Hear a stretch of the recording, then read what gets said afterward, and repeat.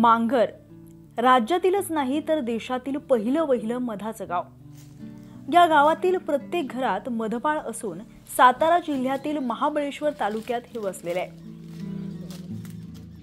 16 मे 2022 रोजी मांगर गावाला देशातील पहिलं मधाचं गाव असा सन्मान मिळाला।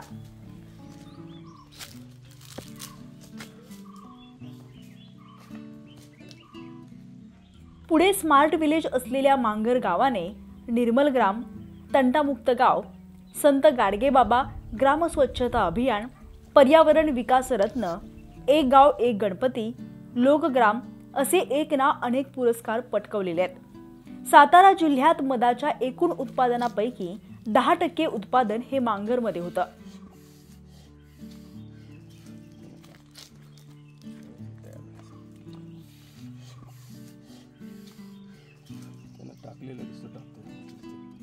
सुरुवातीला गावातील लोकांना प्रशिक्षण देण्यात आलं, मग त्यांना मधपेट्या वितरित करण्यात आल्या। वन विभागाच्या सहाय्याने मधमाशी पूरक वनस्पतींची देखील लागवड केली गेली। गावात मधमाशीचे मधुबन, माहिती दालन, प्रचार, प्रसिद्धी आणि विक्री केंद्र देखील उभारले गेलं आणि आता गावात मध उत्पादन प्रशिक्षण केंद्र देखील उभारले गेले। मांगर गावाला मधाचं गाव असा सन्मान मिळाल्यापासून अनेक पर्यटकांनी देखील गावात भेटीगाठी द्यायला सुरुवात केली आहे। प्रत्येक वर्षी या गावात लाखो पर्यटक भेट देतात। दरम्यान आता हे गाव चर्चेत आलंय ते एका वेगळ्या कारणासाठी। येत्या 26 जानेवारीला प्रजासत्ताक दिनानिमित्त देशाची राजधानी दिल्ली येथे लाल किल्ल्यावर होणाऱ्या भारत पर्व प्रदर्शनातील चित्ररथात महाराष्ट्राच्या वतीने मधाचं गाव असलेलं मांगर गाव या चित्ररथात सहभागी होणार आहे। आणि ही महाबळेश्वर तालुक्यासाठीच नव्हे तर मध उत्पादक असलेल्या शेतकऱ्यांसह राज्यासाठीही मोठी अभिमानाची बाब आहे। मांगरमधील शेतकऱ्यांशी बातचीत केली आहे आमचे प्रतिनिधी संतोष शिराळे यांनी। महाराष्ट्र टाइम्स ऑनलाइन मध्ये आपलं स्वागत आहे। आपण आहोत महाबळेश्वर तालुक्यातील मांगरगाव। मांगरगाव म्हटलं की मधाचं गाव म्हणून प्रसिद्ध। भारतात पहिलं मधाचं गाव म्हणून 2022 मध्ये जाहीर झालं आणि त्यानंतर आजच्या परिस्थितीला जो प्रजासत्ताक दिन होणार आहे, या प्रजासत्ताक दिनानिमित्त जे लाल किल्ल्यावरती रथ चित्राचं जे संचलन असतं, या संचलनासाठी या मांगरगावची निवड झाली आहे। या मांगरगावची प्रतिकृती त्या ठिकाणी दाखवली जाणार आहे आणि ही आपल्या महाराष्ट्राच्या भूमीसाठी एक अभिमानाची बाब आहे। मांगरमधील आता ज्येष्ठ नागरिक आहेत ज्यांनी गेले अनेक वर्षांपासून मध उत्पादन व्यवसाय सुरू ठेवलेला आहे, त्यांच्याशी आपण बातचीत करूया। काय सांगाल काका की आज तुमच्या गावामध्ये म्हणजे मांगरगाव हे पूर्ण भारतामध्ये प्रसिद्ध झालं आहे, इव्हन जगामध्ये तुमचं नाव पोचलेलं आहे। मग असं असताना तुमच्या गावाची निवड झाली, पण ह्याचा इतिहास तुम्ही काय सांगाल मांगरगावचा, या मधाच्या गावाचा? मधाचे गाव हे आमच्या 1955 सालापासून मधाचे व्यवसाय सुरू केला लोकांनी आमच्या। आणि मी स्वतः 1970 पासून हा व्यवसाय करतोय। अच्छा, आजपर्यंत मी करतोय। मग हा व्यवसाय करत असताना तुम्हाला काय म्हणजे सुरुवात कशी केली, म्हणजे काय नेमकं तुम्हाला कसं सुचलं की आपण मधाचा व्यवसाय करावा म्हणून? नाही, मधाचा व्यवसाय हा पूर्वपार म्हणजे वडिलोपार्जितच वडील करत होते, पारंपरिकच म्हणायचं काय? वडील करत होते, इथले सर्वजण पारंपरिकरित्याच करतात। वडील करत होते, त्याच्यानंतर मी करायला लागलो 1970 पासून आजपर्यंत मी तो व्यवसाय करतोय। माझं वय आता 78 आहे, तरी पण मी तो व्यवसाय करतोय। पण ही जपवणूक कशी केली तुम्ही? आता हे अभिमानाची बाब म्हणजे आता पूर्ण राज्यामध्ये देशामध्ये याचं नाव निघतं। या मधमाशा जंगलामध्ये पकडणे, ह्या पेटीमध्ये ठेवणे, त्याची देखभाल करणे, सगळं बघून सगळा हा व्यवसाय व्यवस्थित करत जातो। मग त्यावेळेस उत्पादन कसं असायचं? म्हणजे तुम्ही चांगलं उत्पन्न चांगलं होतं पूर्वी। थोडंसं मध्ये त्याच्यावरती तो रोग आल्यामुळं थोडं कमी झालं, पण आता चांगलं आहे. आपण या गावचे जे माधव जाधव सर आहेत त्यांच्याशी आपण हे तांत्रिकदृष्ट्या आपल्याला पूर्ण माहिती देतील आणि आज जे रथाचं प्रदर्शन होणार आहे जे लाल किल्ल्यावरती 26 जानेवारी रोजी त्याची ते इत्थंभूत माहिती देतील आपल्याला. काय सांगाल तुम्ही या मांगर गावाविषयी? मांगर म्हणजे आमच्या गावचा या इलाक्यामध्ये की तसं वेळेला सातारा जिल्ह्यामध्ये मांगर हे गाव पहिलं वांग्यासाठी आमचं मांगरचं वांग हे प्रसिद्ध होतं. त्याचबरोबर जोडधंदाचे कुटीर उद्योग चालतात. ते सगळ्या प्रकारचे आमच्याकडे कुटीर उद्योग चालतात. मग दुधाचा व्यवसाय असेल, मधाचा व्यवसाय असेल, शेळी पालन असेल, कुक्कुटपालन असेल, हे अनेक कुटीर उद्योग केले जातात.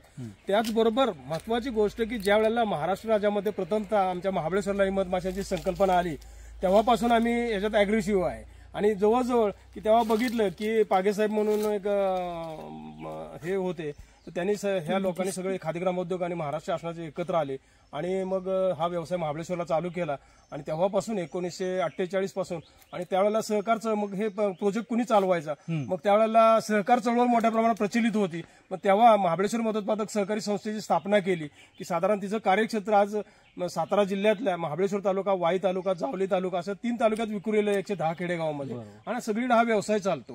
परंतु आता शासनाच्या लक्षात यायला लागलेले आहे किंवा आपल्या केंद्र भारताच्या संपूर्ण जनतेच्या लक्षात यायला लागले की जागतिक स्तरावरती अल्बर्ट आइन्स्टाईन शास्त्रज्ञ सांगतात की मधमाशी जिवंत आहे तोपर्यंत माणूस जगणार.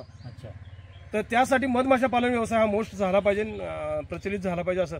मग तीच संकल्पना आपल्या इंडियामध्ये भारतामध्ये आली आणि तेव्हापासून आता गेले हे 3-4 वर्ष झालं की मधमाशा पालनाला जोर लागलाय की वेगवेगळ्या अँगलनं शेतकऱ्यांना प्रोत्साहित करायचं, त्यांना प्रशिक्षण द्यायचं, शुद्ध पद्धतीने कसं मधाचं उत्पादन करायचं आणि व्यवसाय वाढवायचा. ते नेमकं काय करायचं, मधमाशा पालनामुळे नेमके फायदे काय लोकांना होतात. तर मधमाशा पालनामुळं की जे आपलं शेती उत्पन्न आहे ते 35 ते 40% परागीभवनामुळे वाढलं जातं. त्याचबरोबर निसर्गाचं संवर्धन होतं, शुद्ध मधाचं उत्पादन होतं. एवढे मोठे फायदे आहेत आणि त्याला काही जास्त वेळ द्यावा लागत नाही, काय नाही. एकदा ती कला अवगत झाली. एकंदरीत थोडासा तुमची ही पारंपरिक शेती आहे, म्हणजे पारंपरिक व्यवसाय, जोड व्यवसाय म्हणून हे मधाचा व्यवसाय केला जातो.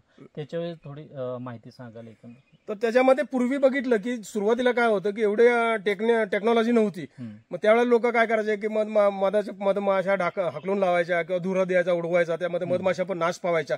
पण ते असं न होता शुद्धतेनं मधाचं उत्पादन झालं पाहिजे. आणि मग काय करायचे लोक की पोळं काढायचं, हाताने पिळून फडक्यावरती किचडून काढायचं, त्याला स्क्यूज मेथडमध्ये तो मोडला जायचा.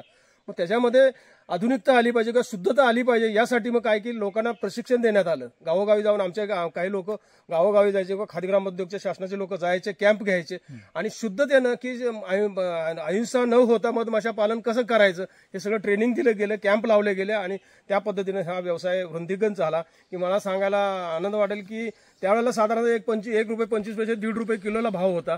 आज तोच त्याच्यामध्ये सेंद्रिय पद्धत आल्यामुळं किंवा डेव्हलप झाल्यामुळं आज शेतकऱ्याला जवळजवळ 600 ते 700 रुपये प्रति किलो दर मिळतो. असा दर भारत देशामध्ये कुठेही उच्चांकी दर दिला जात नाही, तो आपल्या महाबळेश्वरात या इलाक्यामध्ये दिला जातो. 2022 मध्ये मधाचं गाव मांगर म्हणून भारतामध्ये जे पहिलं गाव प्रसिद्ध जाहीर झालं. त्यानंतर इथं एक आधुनिक पद्धतीनं एक टेक्नॉलॉजी वापरून सगळं मध संकलन वगैरे केलं जातं आणि तुम्ही आता म्हटल्याप्रमाणे ते सेंद्रिय सुद्धा असतं, म्हणजे त्याच्यामध्ये असा केमिकलचा वापर कसला नसतो, शुद्ध सेंद्रिय आहे. याबाबत काय सांगाल तुम्ही? सेंद्रिय मधाची व्याख्या इतकी कणकर आहे की त्या ठिकाणी की आमच्याकडे हे मधमाशा पालन उत्पन्न त्याला महत्वाची मोस्ट आम्हाला जी साथ मिळाली ती कुणाची की जंगल संपत्तीची. की पहाडी इलाक्यामध्ये ज्या ठिकाणी कुठल्याही प्रकारचं त्या पहाड्यावरती जंगलावरती पेस्टिसाइड केलं जात नाही, प्रदूषण नसतं, अशा ठिकाणी की प्रदूषण विरहित ठिकाणी जाऊन मधाचं उत्पादन करायचं, त्यासाठी जी टेक्नॉलॉजी आहे ती यूज केली जाते. आणि त्याची जी सेंद्रिय मधाची तपासणी आहे ती साधारणतः तुम्हाला सांगायचं म्हटलं तर जवळजवळ 200 प्रकारच्या 200 ते 210 प्रकारच्या टेस्ट केल्या जातात, त्यावेळेला जो सेंद्रिय मध घोषित होतं. मग अशा पद्धतीनं मग हे आम्ही का बसू शकत नाही, हे आम्ही सगळं दाखवून दिलं आणि सगळं ते प्रूव्ह केलं की इथं कुठल्याही प्रकारचं जंगलात आज आम्ही मधपिठ्यात ज्या ज्या ठिकाणी डोंगर कड्याकपारी ठेवलेत, 3-3, 4-4, 5-5 किलोमीटर 10 किलोमीटरच्या रेंजमध्ये ठेवले की त्या ठिकाणी कुणाचं जास्त प्रदूषण नाही, गाडी नाही, काय नाही, कुठले पेस्टिसाइड नाही. आणि महत्वाची गोष्ट पेस्टिसाइडचा प्रश्न येतच नाही, कारण आम्ही हे जे मधाचं उत्पादन करतो ती जंगलाची जी संपत्ती आहे त्याच्यावरती उत्पादन केलं जातं. त्यामुळे तो पूर्ण मध अहिंसक आणि शुद्ध असतो आणि त्यामुळं कुठल्याही निसर्गाचं संवर्धन होतं, त्यामुळे निसर्गाचं पण कुठलं नुकसान होत नाही. आणि अशा पद्धतीने हे आमच्या पिढ्यानपिढ्या हा मध व्यवसाय चालू आहे आणि ते करत आलेले आहेत लोक. मग हे जे तुम्ही आता म्हटला की 10 किलोमीटर परिसरामध्ये ह्या विस्तीर्ण परिसर आहे तुमचा, तिथं याचं उत्पादन, मधाचं उत्पादन घेतलं जातं. मग ही कार्यपद्धती कशी आहे, म्हणजे कसं टेक्निकली तुम्ही कसं हे संकलित करता, तिथं जाता तुम्ही, म्हणजे तिथं मधाचं पोळ भरलेलं असतं, हे तुम्हाला कसं ते? हे महत्वाची गोष्ट कशी की या निसर्गामध्ये की या मधमाशा, मी आपल्या भारत देशामध्ये ज्या प्रचलित मधमाशा आहेत त्या 4 जाती आहेत. त्याच्यामध्ये आगे माशा बिल्डिंगला किंवा झाडाला एकच पोळं बांधतात. ही जी सातेरी मधमाशी आहे, एपिस सिरिनम म्हणून इंग्लिशमध्ये बोलतात, ही मधमाशी जंगलात झाडाच्या ढोलीमध्ये किंवा अंधारी जमिनीच्या अंधारी गुफेमध्ये वारुळामध्ये 6-6, 7-7 पोळी बांधून राहत असतात. दुसरी फुलोरी माशी असते, ती छोटंसं पोळं बनवते. दुसरी पोहेरी माशी असते, ती काटेरी दिवाळामध्ये किंवा लाकडाच्या ओंडक्यामध्ये अशा हरभऱ्याच्या गाठीसारखी पोळी बनवते. फक्त एकच शास्त्रशुद्ध पद्धतीने पाळण्यासाठी तर ही सातेरी मधमाशी ही जात आहे, ती संपूर्ण भारत देशामध्ये प्रचलित आहे आणि तीच पाळून तिच्यापासून आपल्याला शास्त्रशुद्ध पद्धतीनं मध उत्पादन करून घेता येतं. अच्छा, आता मांगरगाव हे आता जगाच्या पाठीवरती नाव झालेलं आहे. आता जो 26 जानेवारीचा जो कार्यक्रम आहे, त्या कार्यक्रमामध्ये लाल किल्ल्यावरती आपल्या मांगरगावचं चित्ररथ म्हणजे त्याचं संचलन होणार आहे. तर काय सांगाल याबाबत? हा, ते तर नक्कीच अभिमानाची बाब आहे. कारण हे जे स्किल की गेली 70 वर्षाची परंपरा, की ज्या वेळेला आमच्याकडे इकडे व्हेरिफिकेशन झालं की मधाचं गाव तुमचं घोषित करायचं, कुठल्या तत्वावरती करायचं, तर आम्ही बॅक डेटेड जो 15-20 वर्षाचा त्यांना आढावा दिला की आम्ही हे कसा व्यवसाय करतोय, काय करतोय आणि सत्यता काय, की आम्ही कुणाच्या हे करून जबरदस्तीने आम्ही हे केलं नाही, तर आमचं जे स्किल्ड आहे त्याच्यावरती आम्ही ते डेव्हलपमेंट करून त्या पद्धतीने केलेलं आहे. आता साहजिकच आहे की आता चित्ररथाद्वारे की तिथं आता प्रेझेंटेशन होणार आहे, तर त्या ठिकाणी प्रत्येक जिल्ह्यातून एक असं मधाचं गाव घोषित झालं पाहिजे, असं शासनाचा एक इरादा आहे की जेणेकरून मधमाशा पालन व्यवसाय वाढेल. पण आता कितपत त्याच्यामध्ये पण त्याचबरोबर हे प्रोत्साहनपर चांगलं उपक्रम आहे की आजपर्यंत कधीही मला वाटतं भारत स्वतंत्र झाल्यापासून, म्हणजे 1947 सालापासून 48 सालापासून ज्या गोष्टी झाल्या नाही त्या आता सध्या होतात, हे आम्हाला अभिमानाची गोष्ट वाटते आणि त्याबद्दल शासनाचं आम्ही फार कौतुक करतो की जर असं प्रोत्साहित केलं, शेतकऱ्यांना पुढे नेलं, सगळं दाखवलं आणि हे सगळं जर फोकसमध्ये आलं तर नक्कीच शेतकरी प्रगत झाल्याशिवाय राहणार नाहीत. की जे आज भारत देश आपला शेतीप्रधान देश आहे तो प्रगत झाल्याशिवाय नक्कीच राहणार नाही आणि कुटीर उद्योगांना नक्कीच चालना मिळेल. की त्यापैकी हा मधमाशा पालन एक व्यवसाय आहे की इतक्या वर्षानंतर सुद्धा, 70 वर्षानंतर सुद्धा त्याची जाण आल्यानंतर शासनानं आम्हाला ते प्रेझेंटेशन करून त्या पद्धतीने आमचं स्किल बघून आम्हाला मधाचं गाव घोषित केलं. त्याचबरोबर पाटगाव एक 2nd नंबरला झालेलं आहे. आणखी बऱ्याच ठिकाणी प्रयत्न चालू आहेत आणि हे काय प्रकार आहे यासाठी हा संपूर्ण 26 जानेवारीला सगळ्या लोकांना आपल्या भारत देशाला प्रेझेंटेशन करून सगळं हायलाईट करायचं आहे. पण हे ज्यावेळेस मधाचं गाव म्हणून आपण चित्ररथ जी संकल्पना तिथं मांडली जाणार होती, त्यासाठी तुमच्याशी काही संपर्क साधला होता गावाशी? हा, संपर्क तसा माहिती आमच्याकडनं घेतली की ऑलरेडी आमची माहिती तिथं डाटा संपूर्ण आहेच की पहिलं देशातलं गाव घोषित झालं त्यावेळी संपूर्ण डाटा आमचा किंवा फोटोग्राफ्स वगैरे सगळं अवेलेबल्स आहेत. त्यांना फक्त जे काय आता संबंधित डिपार्टमेंट आहे त्यांना हे प्रेझेंटेशन करायचं आहे की मधमाशा पालन व्यवसाय मोस्ट कसा आहे आणि फायद्याचा कसा आहे आणि तो कशासाठी केला पाहिजे. आणि जर समजा डोंगर कापारीत जर एखादं गाव राहून असं करत असेल तर त्याचा आदर्श घेऊन हे त्यांना त्यांच्या शासनाच्या दृष्टीने त्यांना प्रेझेंटेशन करायचे आहे.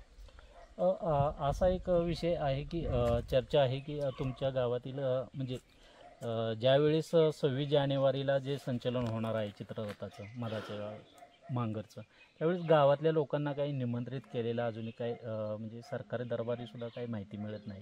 तर तुमच्याशी काही संपर्क साधलाय का याबाबत? नाही, तसं निमंत्रण वगैरे काय नाही, फक्त माहिती आमच्याकडनं संपूर्ण घेतलेली आहे आणि हे आम्ही तुमच्या मधाच्या गावचं हे आदर्श आहे तो आम्ही 26 जानेवारीला प्रेझेंटेशन करणार आहे चित्ररथाद्वारे. हे एवढी फक्त आमच्यापर्यंत माहिती पोहोचली आहे, बाकी काही नाही. तुम्हाला लाल किल्ल्यावरती 26 जानेवारीला तिथं आपल्या गावातला एखादा प्रतिनिधी असावा असं वाटतंय का? हा, तसं त्यांनी जर समजा निमंत्रण केलं तर तसं जायला आवडेल. तसं काय आता सध्या हे मीडियाचं युग आहे तर सगळं आम्हाला इथं घर बसल्या अगोदर पुढे काय होणार ते सगळं बघायलाच मिळतंय. त्यांच्या संपूर्ण ह्या कार्यक्रमात किंवा त्यांच्या उपक्रमात आम्ही सहभागी आहे, त्याच्याबद्दल आमचं म्हणजे हे नाहीये दूषित मन का अजिबात काही नाही. तर आपण मधाच्या गावामध्ये येथील शेतकऱ्यांशी आपण बोललो जे मधाचं उत्पादन घेतात त्यांच्याशी. एकंदरीत हा गेले 70 वर्षे या गावामध्ये मधाचा व्यवसाय चालतो आणि याची दखल केंद्र शासनाने घेतली आणि 26 जानेवारी रोजी या मांगर जे मधाचं गाव आहे या मधाच्या गावाचा मांगर गावाचा चित्ररथ हा आपल्याला पाहायला भेटणार आहे.